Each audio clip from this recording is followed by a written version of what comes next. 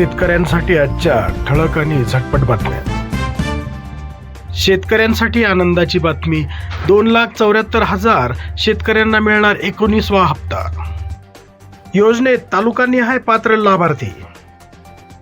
PM किसान योजनेचा 19वा हप्ता ई-KYC व आधार लिंकिंग केलेल्या 2,74,000 शेतकऱ्यांच्या खात्यावर लवकरच जमा करण्यात येणार आहे. त्यानंतरचा 20वा हप्ता मात्र कुटुंबातील फक्त एका व्यक्तीलाच मिळणार असल्याची प्रशासनाची माहिती आहे.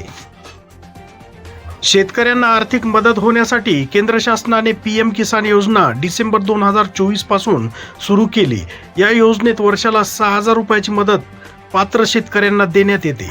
यामध्ये वर्षात 3 वेळा प्रत्येकी 4 महिन्यात 2,000 रुपयाचा हप्ता शेतकऱ्याच्या बँक खात्यात जमा करण्यात येतो. योजनेच्या आतापर्यंत 18 हप्ते जमा करण्यात आलेले आहेत. फेब्रुवारी महिन्यात 19वा हप्ता शेतकऱ्याच्या बँक खात्यात जमा करण्यात येणार असल्याची चर्चा प्रशासनात आहे. शेतकऱ्यांच्या खात्यावर लवकरच जमा होणार ट्रॅक्टर व इतर यंत्राचे अनुदान. शासनाने दिली 15,15,00,000 रुपयाचा निधी वितरणास मान्यता.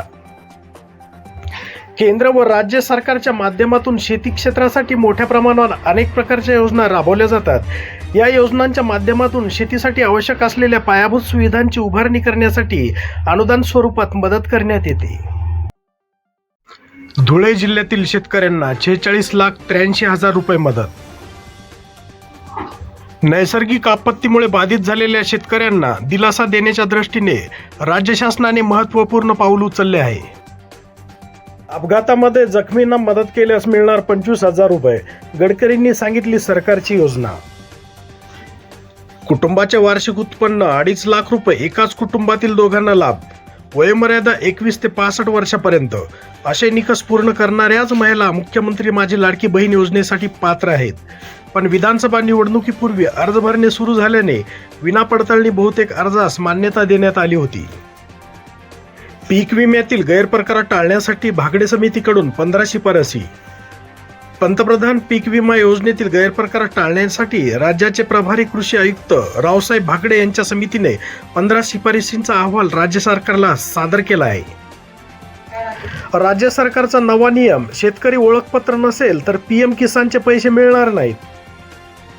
PM किसान सन्मान निधी योजनेअंतर्गत शेतकऱ्यांसाठी ओळख क्रमांक आता अनिवार्य करण्यात आला आहे.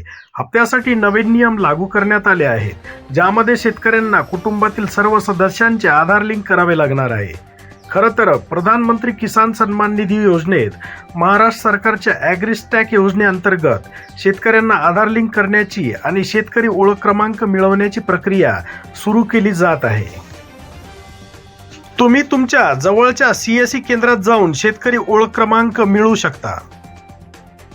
शेतकऱ्यांना शक्य तितकी मदत करणार, पण गैरफायदा घेऊ नये. अजित पवारांचं आवाहन. शेतकऱ्याकरता आगामी अर्थसंकल्पात शक्य तितकी मदत करण्यात येईल, असा शब्द अजित पवारांनी दिला आहे.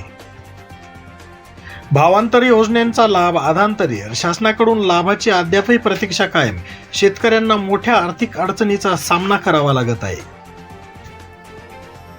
खाजगी बाजारात सोयाबीनला 4,000 रुपये प्रति क्विंटल पर्यंत भाव मिळत आहे. त्यामुळे शेतकऱ्यांना मोठा आर्थिक फटका बसत आहे. याकडे शासनाचे दुर्लक्ष होत आहे. नैसर्गिक आपत्तीसोबत प्रशासकीय स्तरावरील कोंडीचा शेतकऱ्यांना सामना करावा लागतो. खर्चापेक्षा उत्पन्न कमी असल्याने शेतकऱ्यांना शासनाकडून मदतीची अपेक्षा आहे.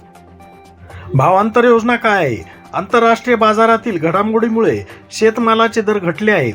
या संकटातून शेतकऱ्यांना वाचवण्यासाठी ई-पीक पाहणी करणाऱ्या कापूस व सोयाबीन उत्पादक शेतकऱ्यांना हेक्टरी 5,000 रुपये सहाय्य दिले जाते. कापसाच्या हमी भावातही तशी स्थिती असून 7,000 रुपये जाहीर असताना बाजारात तो यापेक्षा कमी मिळत आहे. गतवर्षीही पिकाचे नुकसान आणि हमी भावाचा अभाव असल्यामुळे शासनाने योजनेअंतर्गत शेतकऱ्यांना 5,000 रुपयाची मदत दिली होती. यंदाही शेतकऱ्यांच्या मागणीनुसार शासनाने या योजनेचा लाभ द्यावा अशी मागणी होत आहे.